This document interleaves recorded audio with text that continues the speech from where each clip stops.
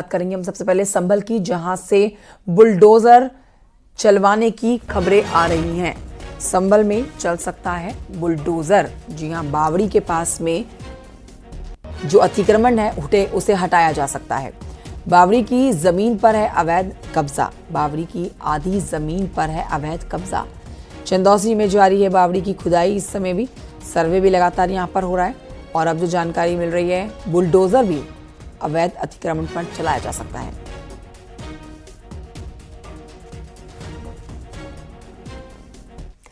उधर संभल में शाही जामा मस्जिद के पास में पुलिस चौकी के निर्माण को लेकर भूमि पूजन किया गया है। एएसपी श्री चंद्र और कोतवाली प्रभारी अनुज तोमर ने पुलिस चौकी की नींव रखी है। जामा मस्जिद के पास में खाली पड़ी जमीन में सत्यव्रत नगर नई पुलिस चौकी का निर्माण किया गया है। बता दें आपको, हिंसा के बाद से ही संभल में पुलिस बिल्कुल अलर्ट मोड पर है। सुरक्षा व्यवस्था को देखते हुए प्रशासन ने जामा मस्जिद के पास में पुलिस चौकी निर्माण करने का फैसला किया। आइडेंटिफाई किया जा रहा है और कुछ लोग किए जा चुके हैं। 95 लोग अभी तक प्रकाश में आए हैं। अन्य लोगों की पहचान की जा रही है।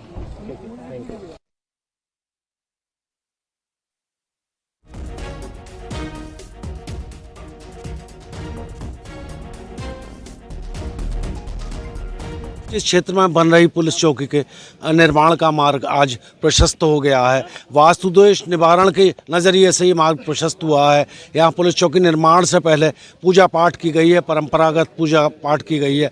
दरअसल में कोई भवन, पुल, सड़क जैसे कोई भी निर्माण होते हैं उसमें वास्तुदोष निवारण को पूजा का प्रावधान है, जिसके तहत सनातनी विधि से यहाँ पर पूजा की गई है। यहाँ ये हमारे सामने ये पुष्प दिख रहे हैं, हल्दी दिख रही है, चंदन, और ये दीपक है। हम अपने साथी से कहेंगे ज़रा सा दीपक को दिखाएं। इस दीपक को जलाया गया है। इसके बाद में यहाँ के ज्योतिषाचार्य आचार्य शोभित शास्त्री ने परंपरागत पूजन कराया है। तमाम लोग इस पूजा में शामिल हो गए हैं। वहीं उसके बाद में पुलिस चौकी के निर्माण को ये नींव का निर्माण किया जा रहा है। मौके पर भारी तादाद में पुलिस मौजूद है। तमाम लोग भी इस पूजा में शामिल रहे हैं। दरअसल में पुलिस चौकी यहाँ पर जामा मस्जिद इलाके में पुलिस चौकी की लंबे समय से ज़रूरत जताई जा रही थी। सुनील कुमार, न्यूज़ 18 संभल। और वहीं हमारे संवाददाता ने चौकी के निर्माण को लेकर भूमि पूजन में शामिल एएसपी श्री चंद्र से खास बातचीत की है।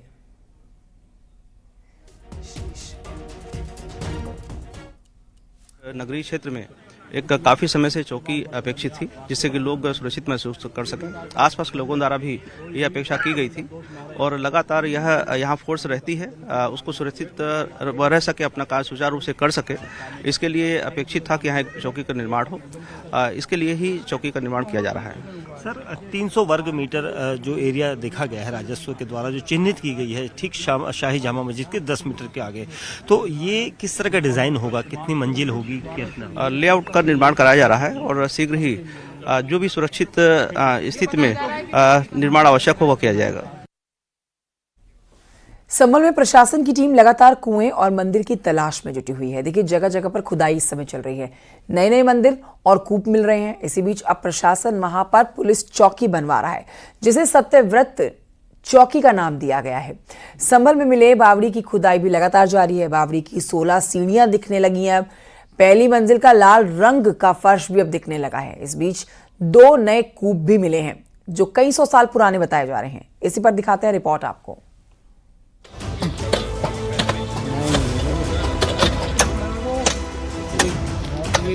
संभल में इस वक्त एएसआई की टीम, पुलिस की टीम, आरएएफ की टुकड़ी और पूरा प्रशासनिक अमला कैंप कर रहा है, क्योंकि जिस संभल में मंदिर मस्जिद पर विवाद हुआ, उसी संभल में एक के बाद एक मंदिर और कूप निकल रहे हैं। अब प्रशासन संभल में सत्य सनातन की तलाश में जुटा है।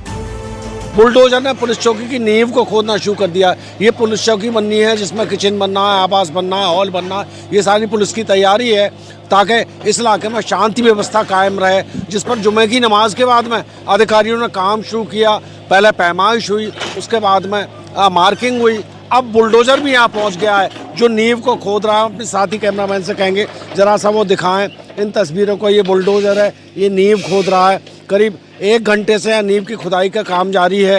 हालांकि प्रशासन की तैयारी बहुत जल्दी पुलिस चौकी बनाकर इलाके में शांति व्यवस्था कायम करने की है। संभल के जामा मस्जिद इलाके में पुलिस चौकी बनाई जा रही है, जिसका नाम सत्यव्रत पुलिस चौकी होगा। एएसपी की मौजूदगी में जमीन की पैमाइश के बाद अब वहां पर बुलडोजर गरज रहा है। पुलिस चौकी की नींव की खुदाई हो रही है और इलाके में आरएएफ को तैनात कर दिया गया है। जुमे की नमाज के बाद यहाँ पर पुलिस चौकी का निर्माण का काम शुरू हुआ है। वहीं मौके पर भारी तादाद में आरएएफ तैनात है। हालांकि स्थानीय पुलिस भी है, मगर आरएएफ की बड़ी तैनाती है। हम अपने साथी कैमरामैन से कहेंगे जरा से ये दिखाएं पीछे, ये आरएएफ है जो सुरक्षा व्यवस्था, शांति व्यवस्था के लिए यहाँ पर मौके पर पहुँची है। बड़ी तादाद है। इसके अलावा पुलिस भी है। वहीं पर यहाँ जामा मस्जिद इलाके में, जामा मस्जिद के गेट के सामने पुलिस चौकी का निर्माण भी शुरू हो गया है। यहाँ प्रशासन पूरी तरह से सुरक्षा के इंतजाम किए हुए हैं। वहीं स्थायी सुरक्षा के लिए यहाँ पुलिस चौकी की जरूरत महसूस की गई थी। सत्यव्रत चौकी बनाने के काम में मजदूर जुट गए हैं, लेकिन जामा मस्जिद कमेटी के सचिव इस जमीन को निजी और नमाज की जमीन बता रहे हैं। कोई विवाद नहीं है, बस चौकी की जो जगह है उसको नापा जा रहा है और नाप करके ये चौकी बनाई जा रही है। चौकी यहाँ पर क्यों बनाई जा रही है, ऐसी क्या जरूरत है सर? सुरक्षा की दृष्टि, आसपास जो जामा मस्जिद परिसर की सुरक्षा की दृष्टि चौकी बनाई जा रही है, जिससे कि यहाँ फोर्स रहे और लगातार रहे और सुरक्षित हम स्थल को रखें। ये पर्सनल प्रॉपर्टी है। नॉर्थ साइड में जो प्रॉपर्टी है, एक जो कारी वाजिद साहब इसके शाही जामा मस्जिद के इमाम रहे हैं, इमाम हैं भी, वो ईद और बकरीद की नमाज़ पढ़ाते हैं। ये उनकी प्रॉपर्टी है, उस पर नमाज होती है जामा मस्जिद की। कितनी प्रॉपर्टी यहाँ पर आप लोगों ने अभी बात नहीं, अब मैं अभी बात कर लें ये कैसे निशान लगाए, उसके बाद हम बताते हैं। अच्छा, यहाँ ये शाही जामा मस्जिद की नमाज होती है हर साल इसमें अलविदा।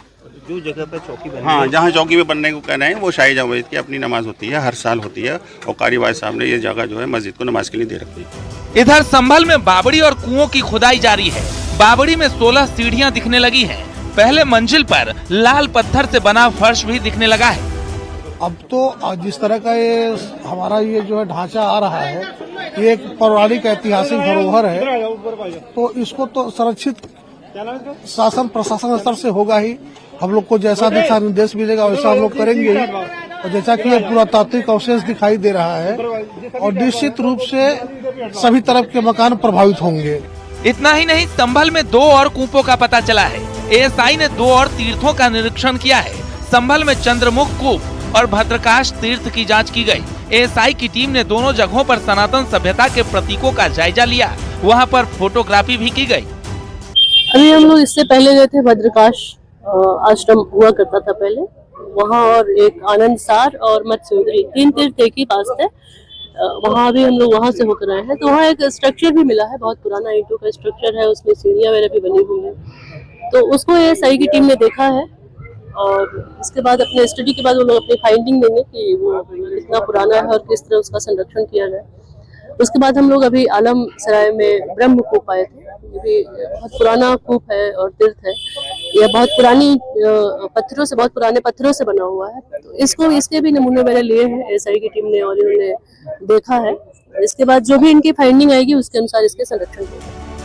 भद्रकाश तीर्थ का जिक्र पुराणों में भी होने का दावा किया जाता है। भाद्र के महीने में इसमें पंचमी को कई साल पहले तक स्नान किया जाता था, लेकिन उसके बाद ये बंद कर दिया गया। इस कुंड का स्नान पवित्र माना जाता था। इस तीर्थ को 68 तीर्थ में से ही एक माना जाता है। पूरा कुंड जो है आपको दिखाई देगा। कुंड की पूरी पुरानी प्राचीन दीवारें यहाँ पर है, क्योंकि हौज भद्रसराय इलाका है जहाँ पर ये कुंड कहा जाता है। और यहाँ पर ये दावा किया जाता है कि भद्रिका तीर्थ भी ये है। ये सीढ़ियाँ इस तरफ जा रही हैं, ये सीढ़ियाँ सारी नीचे की तरफ जा रही हैं। तो यानी ये कुंड में लोग उतरते थे और यहाँ स्नान करते थे। और इस स्नान को अब यहाँ पर कई सालों से नहीं देखा गया है, क्योंकि इस पवित्र जगह पर अब कोई नहीं आता। और इसी वजह से आज एएसआई की टीम स्थानीय प्रशासन के सहयोग से इस कुंड को लेकर यहाँ पर एकदम से एक्शन मोड में आई है। और इस भद्र कुंड, जिसे भद्रकाश भी कहा जाता है, यहाँ पर अब पूरी तरह से एएसआई की टीमें आपको दिखाई देंगी। संभल में जामा मस्जिद से 150 मीटर दूर प्राचीन मृत्युंजय कुआं और पृथ्वीराज चौहान से जुड़ा कुआं भी मिला है, जिसमें हथियार और खजाना होने का दावा किया गया है। फिलहाल प्रशासन का पूरा अमला संभल के सर्वेक्षण में जुटा है। Bureau report, news 18। Baba Saheb Bhimrao Ambedkar पर केंद्रीय गृह मंत्री अमित शाह के संसद में दिए गए बयान के बाद सियासी माहौल गर्म है। समाजवादी पार्टी ने इस बीच पोस्टर वॉर शुरू कर दी है। लखनऊ में समाजवादी पार्टी के कार्यकर्ता ने शहर के 1090 चौराहे और समाजवादी पार्टी के दफ्तर के बाहर पोस्टर लगाया है। इस पोस्टर में अखिलेश यादव की फोटो के साथ लिखा गया है, हक है, दम है, अंबेडकर है तो हम हैं।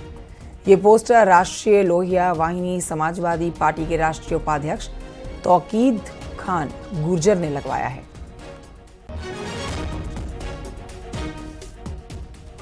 कांग्रेस के बाद बाबा साहेब भीमराव अम्बेडकर के मुद्दे को लेकर समाजवादी पार्टी बड़े स्तर पर सरकार के खिलाफ माहौल बनाने में लगे हुए है। समाजवादी पार्टी के कार्यकर्ताओं की ओर से लखनऊ के 1090 चौराहे और सपा कार्यालय पर एक पोस्टर लगाया गया है। राष्ट्रीय लोहिया वाहिनी समाजवादी पार्टी के राष्ट्रीय उपाध्यक्ष तौकीर खान गुर्जर ने ये पोस्टर लगाया है। हम इस वक्त 1090 चौराहे पर हैं, जहां हमारे पीछे आप ये पोस्टर देख पाएंगे। इस पोस्टर में सपा प्रमुख अखिलेश यादव की तस्वीर के साथ लिखा गया है कि हक है, दम है, अंबेडकर हैं तो हम हैं। इस पोस्टर को समाजवादी पार्टी की तरफ से बीजेपी के खिलाफ एक तीखा पलटवार माना जा रहा है। इस पोस्टर को एक तीर से कई निशाने के रूप में भी देखा जा रहा है, जहां समाजवादी पार्टी बाबा साहेब भीमराव अम्बेडकर के मुद्दे को लेकर लगातार सरकार को घेरने का प्रयास तो कर ही रही है, वहीं राजनीतिक जाति समीकरण साधने के प्रयास के रूप में भी इस पोस्टर को देखा जा रहा है। कैमरा पर्सन उपेंद्र के साथ नितिका दीक्षित, न्यूज़ 18 लखनऊ। प्रयागराज के कुंभ क्षेत्र में लगे पोस्टर पर अब गहराता विवाद देख पुलिस ने उसे हटा दिया है। दरअसल जगत गुरु रामानंदाचार्य नरेंद्राचार्य ने वक्फ बोर्ड को लेकर यह पोस्टर लगाया था। हालांकि नरेंद्राचार्य इसके अलावे भी कई पोस्टर्स कुंभ क्षेत्र में लगा चुके हैं। एक पोस्टर में डरेंगे तो मरेंगे लिखा है, तो वहीं दूसरे पोस्टर में लिखा है सनातन सात्विक है पर कायर नहीं है। अब देखिए, इस पोस्टर पर विवाद खड़ा हो गया है। रिपोर्ट देखिए।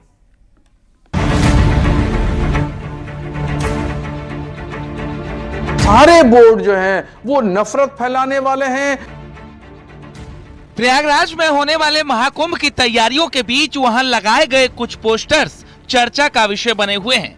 पहले डरेंगे तो मरेंगे, अब वक्फ बोर्ड को लेकर विवादित पोस्टर चर्चा में आने के बाद प्रशासन ने उसे हटा दिया। ये दूसरी होर्डिंग लगाई गई है जिसमें साफ तौर पर लिखा है वक्फ के नाम पर संपत्ति की लूट है, धर्मनिरपेक्ष देश में यह कैसी छूट है। इसको न्यूज़ 18 पर दिखाए जाने के बाद अब इस होर्डिंग को यहाँ पर जो पुलिस है उसने यहाँ पर इसको हटवाया है, क्योंकि विवाद इस मामले को लेकर बढ़ रहा है। तो विवाद बढ़ता देखकर अब पुलिस ने इस होर्डिंग को यहाँ से हटा दिया है और इस मामले में बड़ी कार्रवाई की गई है कि मेले में इस तरह के कोई भी विवादित पोस्टर जो है या होर्डिंग अब नहीं लगाए जाएंगे, जिससे कि किसी भी तरह के माहौल खराब होने का खतरा पैदा होता हो। दरअसल महाकुंभ में जगत गुरु रामानंदाचार्य नरेंद्राचार्य ने एक के बाद एक कई पोस्टर कुंभ क्षेत्र में लगा दिए।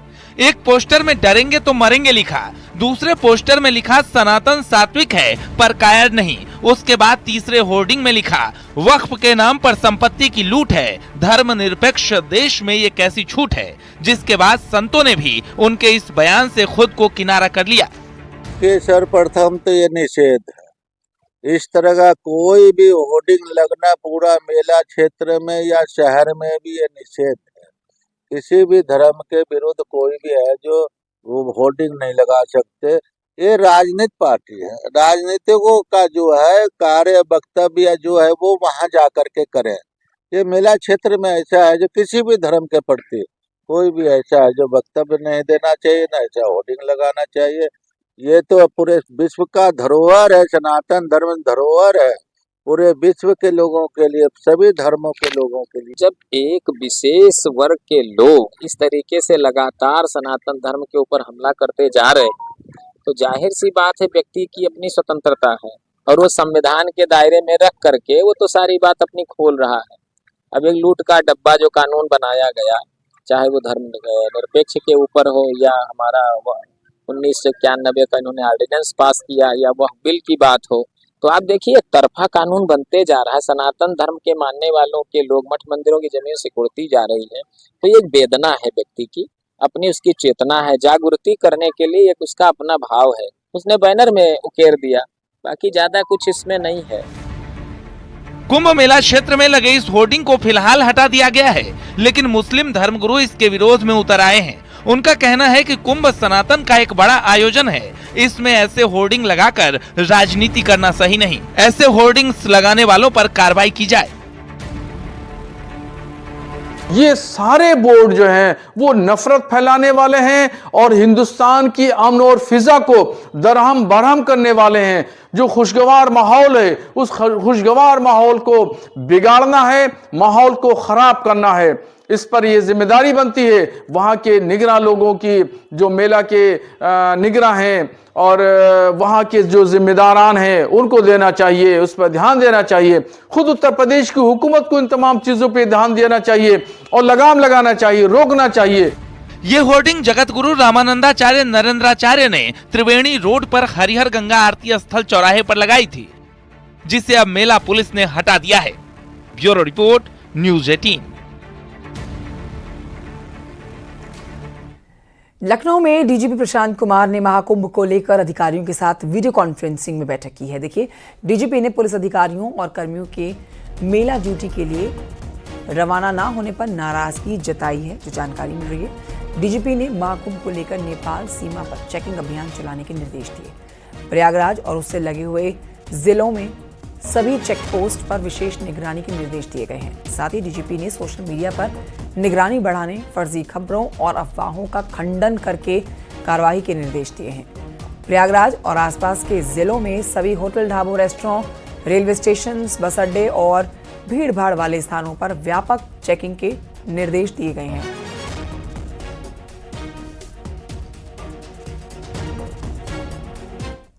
सीएम योगी आदित्यनाथ आज दिल्ली के दौरे पर हैं और कुछ ही देर में सीएम योगी दिल्ली पहुंच जाएंगे, जो जानकारी मिल रही है। सीएम योगी गृह मंत्री अमित शाह और जेपी नड्डा के साथ मुलाकात करने जा रहे हैं। देखिए, इन मुलाकात में यूपी से जुड़े कई अहम मुद्दों पर चर्चा संभव है।